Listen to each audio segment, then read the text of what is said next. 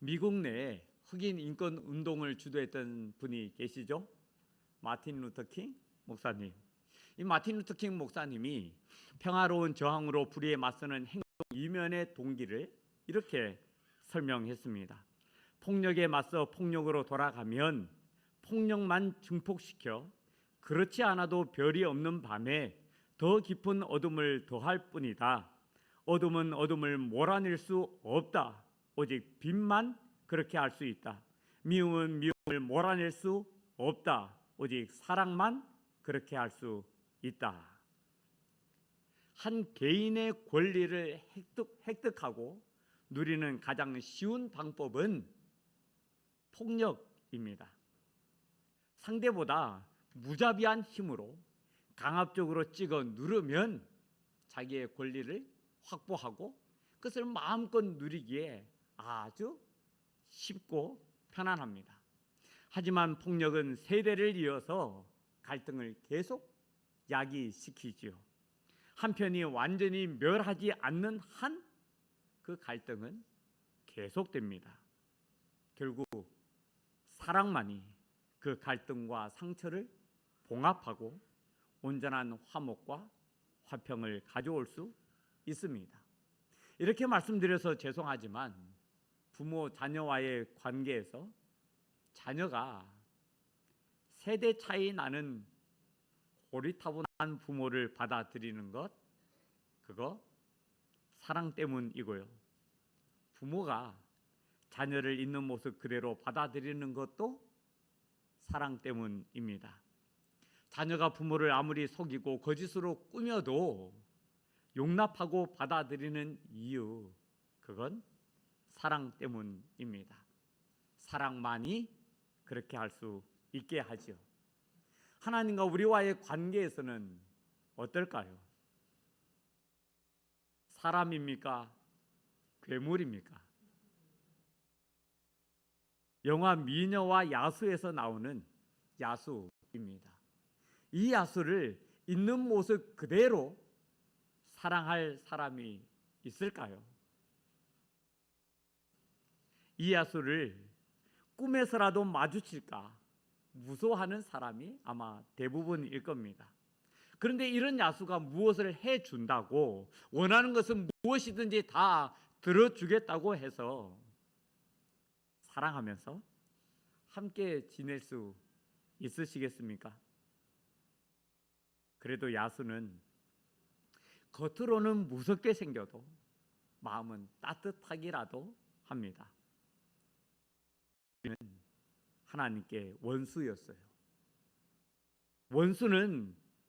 야수는 무서운 존재일 수 있지만 원수는 미워하고 싫어하며 심지어 저주까지 하는 존재입니다.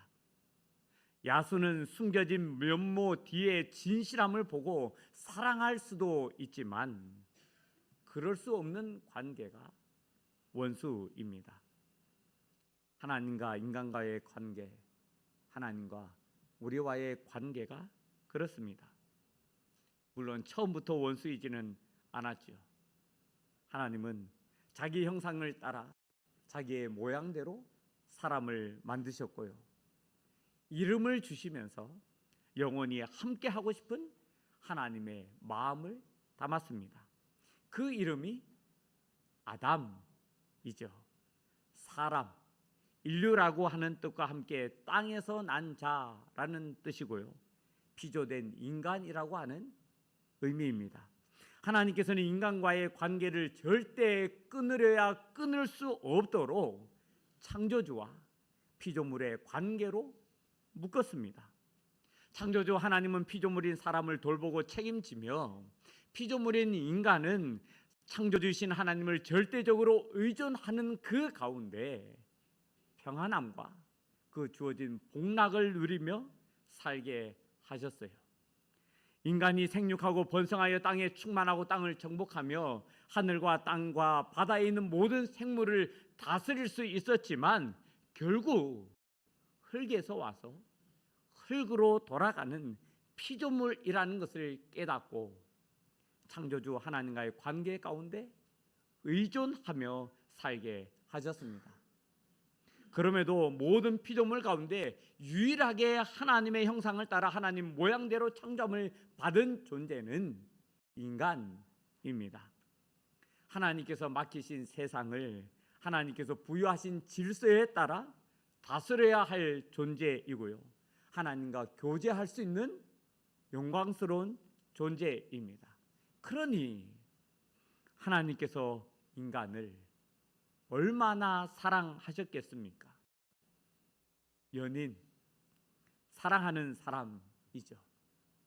사람과의 관계가 하나님과 인간과의 관계였어요.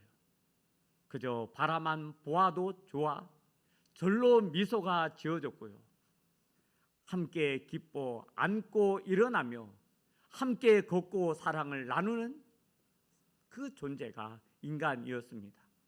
성경에는 하나님께서 이 인간을 얼마나 사랑하셨는지를 잘 보여주는 말씀이 있습니다. 그가 너로 말미암아 기쁨을 이기지 못하시며 너를 잠잠히 사랑하시며 너로 말미암아 즐거이 부르며 기뻐하시리라. 아멘. 이 사랑의 관계가 변하지 않아야 했고 깨지지 않아야 했는데, 이 사랑의 관계가 산산이 조각난 것, 그건 인간의 죄악 때문이었습니다. 하나님께서 명하신 단 한 가지 반드시 지켜야 하는 약속을 깨뜨린 인간으로 인해서 하나님과 인간은 원수가 되고 말았습니다. 관계는 단절되었고 인간은 하나님으로부터 오는 좋은 것을 누릴 수가 없게 되었죠. 진정한 자유와 희락과 행복이 무엇인지도 모르고 거짓된 것과 헛된 것에 속아 살게 되었습니다. 그렇다고 하나님께서 인간을 원수처럼 여기셨다라고 하는 그런 뜻이 아니에요. 죄악이 하나님과 인간을 원수지간으로 만든 겁니다. 하나님은 죄악을 미워하고 싫어하셨고요, 인간은 죄악과 더불어 행하며 지냈기 때문이었습니다.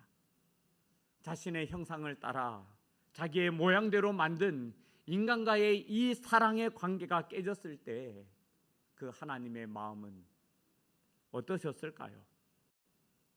사랑하는 사람을 잃었을 때의 그 심정과 비할 수 있었을까요? 눈앞에서 죽음의 권세에 매여 종노릇하며 살아가는 사랑하는 사람을 보는 그 아픔을 무엇과 비견할 수 있을까요? 깨지고 상하고 부서진 하나님의 그 마음을 어떻게 표현할 수 있을까요? 하나님은 단절된 인간과의 관계를 어떻게든 다시 회복시키고자 하셨습니다. 하지만 인간은 죄악으로 인해 하나님으로부터 멀어졌고요, 계속해서 거부하고 대적했습니다. 하나님께서 부르시는 음성을 거절했고요, 오히려 하나님의 자리를 차지해서 왕되고 주인 되고자 했습니다. 그 모습이 죄로 인해 하나님과 원수가 된 오늘 우리의 모습입니다. 죄로 인해 하나님과 가까이 할 수도 없고 하나님과 함께 할 수도 없는 우리의 상황이고요, 어떤 좋은 것도 선한 것도 누릴 수 없는 우리의 현실입니다. 그저 약간의 좋은 것, 잠깐 있다 사라지면서 다시 마음을 어지럽게 하고 웃다가도 금방 울게 하는 것으로 행복이라 여기며 살아야 하는 우리의 현주소입니다. 여러분은 만약 여러분이 사랑하는 사람이 이렇게 되었을 때 어떻게 하시겠습니까? 이분을 아십니까? 오지 탐험 여행가이자 월드비전 긴급 구호팀 팀장인 한비자 씨입니다. 한비야 씨입니다. 이분이 미리 정해놓은 묘비명이 있다고 하는데요, 그 묘비명이 다 쓰고 갑니다 입니다. 다 쓰고 갑니다. 이 세상에 와서 세상을 위해 몸을 다 쓰고 가겠다라는 건데요, 쓸 것이 몸밖에 없겠습니까? 마음도 건강도 재산도 모두 다 쓰고 가겠다라는 겁니다. 그런데 이 한비아 씨가 하는 이야기가 쓴 만큼 더 얻는다라는 거였어요. 세상에 이런 사람이 얼마나 될까요? 그렇다고 다 쓰고 가지 않는다고 잘못이라 말할까요? 쓰지 않고 아낀다고 나누고 베풀지 않는다고 따지며 비방하고 비판하는 것이 맞을까요? 한번 옆에 계신 분에게 물어보세요. 왜 저를 위해서 쓰지 않으시나요? 한번 물어보세요. 뭐라고 하는지 한번 드러나 보시죠. 왜 저를 위해서 쓰지 않으십니까? 사랑하는 사람이 떠났습니다. 떠난 그때부터 그 사람은 더 좋은 삶, 행복한 삶을 사는 것이 아니라 자기도 알지 못하는 억압과 굴레에 놓이게 되었고요. 자유가 상실되었고 고통의 연속인 삶을 살다가 영원히 멸망하게 되었습니다. 그렇다고 하더라도 그가 선택한 것이니 어쩔 수 없다라고 하겠죠. 이제 나랑은 전혀 상관없는 사람이 되고 말았으니 내가 신경 쓸 바가 아니라고 할 수가 있겠죠. 당연히 그럴 수 있고요. 그렇다고 하더라도 잘못이라고 따질 수도 없습니다. 오히려 참견하고 간섭하면 오지랖도 넓다며 사람들로부터 놀림과 조롱을 받을 거예요. 하지만 하나님께서는 그 가운데 더욱 하나님의 사랑을 나타내셨습니다. 하나님의 사랑이 우리에게 이렇게 나타난 바 되었으니 하나님이 자기의 독생자를 세상에 보내심은 그로 말미암아 우리를 살리려 하심이라. 아멘. 하나님께서는 죄로 인해 원수가 된 우리를 위해 자기의 독생자를 세상에 보내셨습니다. 하나님과 원수가 되게 한 그 죄를 속하기 위해 화목제물로 그 아들을 보내셨어요. 그런데 사람들은 모릅니다.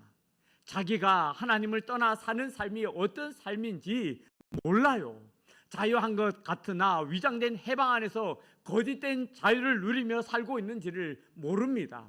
현재 죄와 사망의 종로로 타고 있다라는 것도 모르고요. 지금 죽음 이후에는 영원한 멸망에 이른다라는 것도 모릅니다. 왜 세상에서 지속된 행복을 누릴 수 없는지, 진정으로 풍성한 삶을 경험할 수 없는지를 모릅니다. 하나님은 아세요. 그래서 사랑하는 사람들이 그런 삶을 사는 것을 보면서 애가 닳는 쪽은 하나님입니다. 어떤 사람에게 두 아들이 있었습니다. 어느 날 둘째 아들이 아버지에게 재산 중에 자기 분깃을 먼저 달라고 해서 그 재산을 받아 먼 나라로 떠났어요. 아버지의 그늘에서 벗어나 홀로임을 만끽하고 누릴 때만 하더라도 좋았죠. 자기 뜻대로 자기 마음대로 살고 싶은 대로 살면서 그래 이게 자유지, 그래 이게 자유야 외쳤던 둘째 아들이었습니다. 아들이 자유를 외치며 아버지의 품을 떠난 순간부터 아버지는 노심초사 돌아오기를 기다립니다. 어떻게 지낼까? 무슨 일이 생긴 건 아닐까? 잘못된 것은 아닐까? 늘 걱정하고 염려합니다. 사람들에게 속아서 거짓된 것에 매몰되어 있지는 않은지, 자기도 모르게 잘못된 것에 빠져 있지는 않은지, 떠나가버린 아들은 아무렇지도 않은데 아버지는 떠나가버린 그 아들을 계속해서 걱정하고 염려합니다. 그게 부모이고 부모의 심정 아니겠습니까? 사랑하는 인간을 향한 하나님의 마음이 그렇습니다. 떠나가 버린 사람은 아무렇지도 않습니다. 착각 속에 살고 거짓에 속아서 온전한 행복도 없고 영원한 멸망밖에 없음에도 하나님을 떠난 인간은 아무렇지도 않게 지냅니다. 진실을 아는 하나님의 마음만 애가 타고 마음이 불붙는 거죠. 그래서 하나님 아버지는 까치발 들고 기다립니다. 오매불망 돌아오기만을 기다리세요. 기다리고 기다리다 결국은 자기의 독생자를 보내 자기의 사랑을 나타내셨습니다. 사랑하는 사람이 죽는 것을 볼 수가 없었으니까요. 사망의 권세 아래 사는 우리를 가만히 두고만 볼 수 없었고요. 영원한 멸망에 이르는 것을 내버려 둘 수 없었던 거였습니다. 인간이 선택해서 잘못한 그 죄를 인간이 아닌 하나님께서 되돌리려 하신 것이고요. 그 값을 하나님께서 치르시면서 그 아픔과 고통을 하나님께서 오롯이 짊어지신 겁니다. 사랑하는 사람을 위해 자기의 독생자를 세상에 보내신 것은 자기가 죽어 사랑하는 사람이 가장 좋은 것 얻기를 원하셨던 것이고, 그토록 원하는 자유와 행복을 진정으로 누리기를 원하신 그 사랑의 마음 때문입니다. 그래서 오늘 본문은 이렇게 말합니다. 사랑은 여기 있으니. 구약 성경에는 우리의 죄를 없이 할 수 있는 길로 죄의 값을 치를 희생 제물이 필요하다, 그렇게 말합니다. 죄의 값은 죽음이기에 우리의 생명을 대신할 희생 제물이 요구되는 거죠. 그러면 나 한 사람의 죄의 값을 치르는데 한 마리 희생 제물이면 될까요? 어제 드린 희생 제물로 오늘 또 드려야 할 일은 없을까요? 우리는 살면서 얼마나 많은 희생 제물을 드려야 할까요? 거기에 온 인류의 죄까지 더하면 어떻게 되겠습니까? 인류의 죄가 사함 받으려면 그 숫자만큼의 희생 제물이 필요할 것이고요. 지을 때마다 희생 제물을 드려야 하니 그 피비린내가 온 세상에 진동할 겁니다. 희생 제물을 드리지 않을 곳도 없을 것이고요. 희생 제물을 드리지 않을 날도 없을 겁니다. 어쩌면 더 이상의 희생 제물로 드릴 것이 남아 있기라도 할 것인지도 모르겠습니다.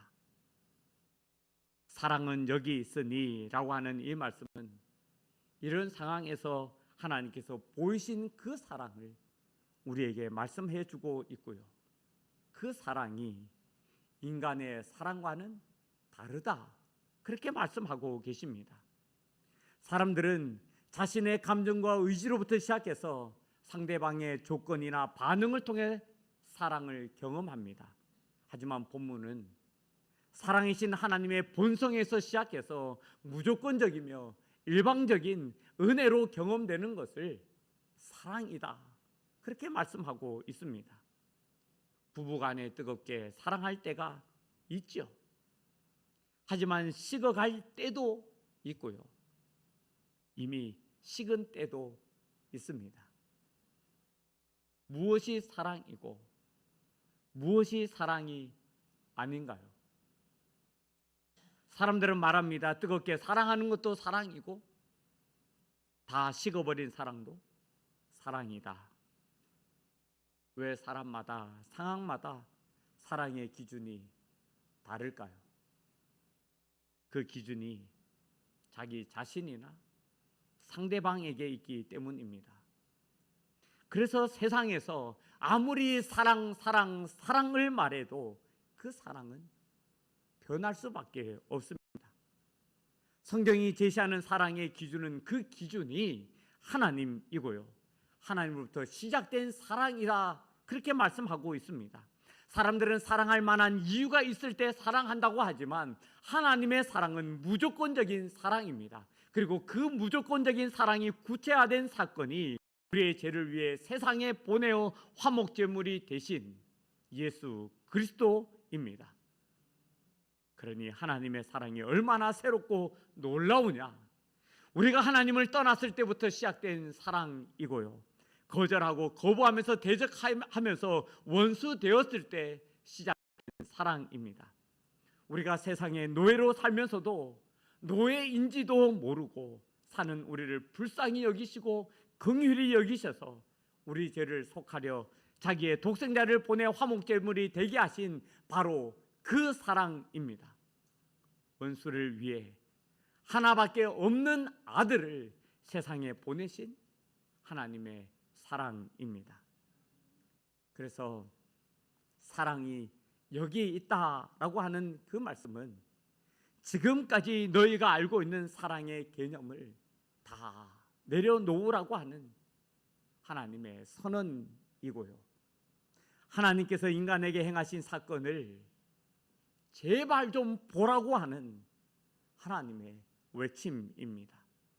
이것이야말로 사랑이고 이 사랑이 사랑의 표준이라는 거죠.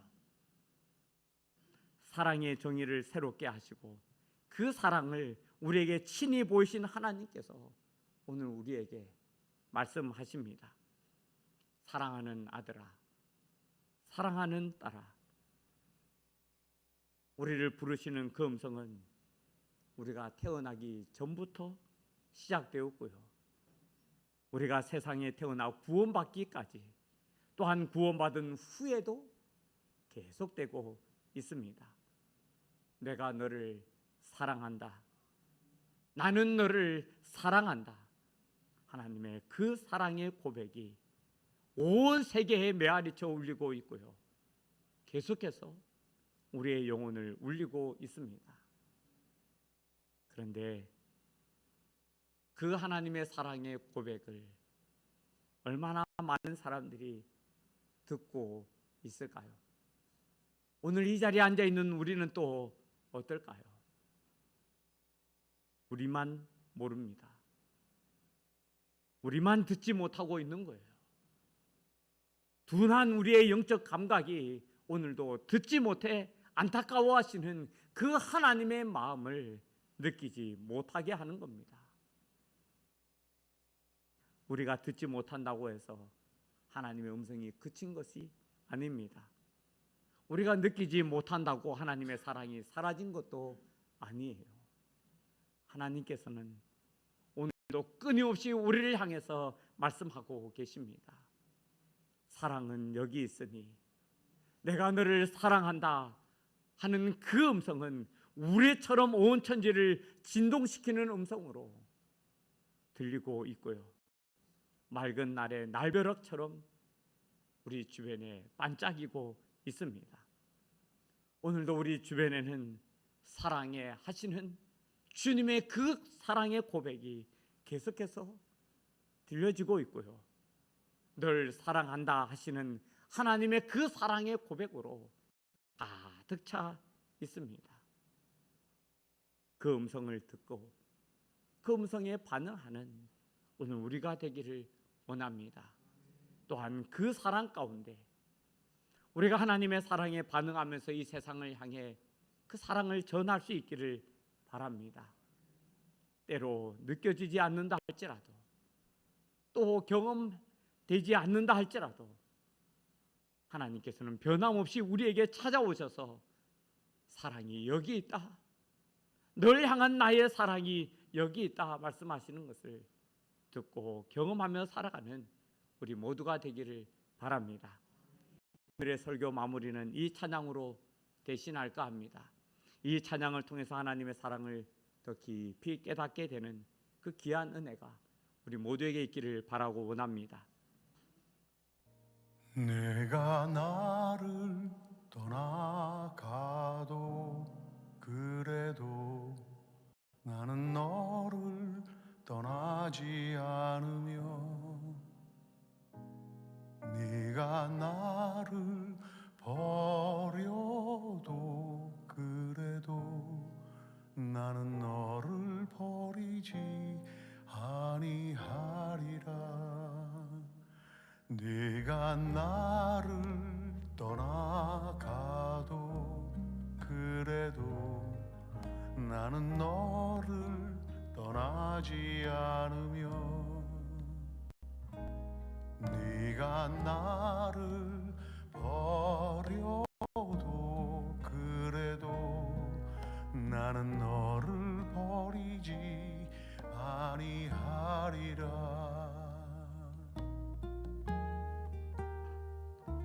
우리 눈을 감고 오늘 이 찬양의 가사 가운데 우리에게 말씀하시는 그 음성을 듣기를 원합니다. 하나님의 사랑이 얼마나 큰지를 더 깊이 경험하는 그런 은혜가 있기를 원합니다.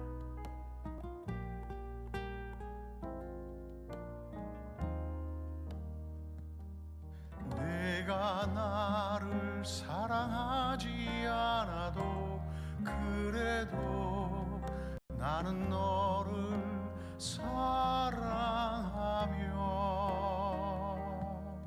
네가 지은 죄 많으나 그래도 나는 너를 용서하리라. 네가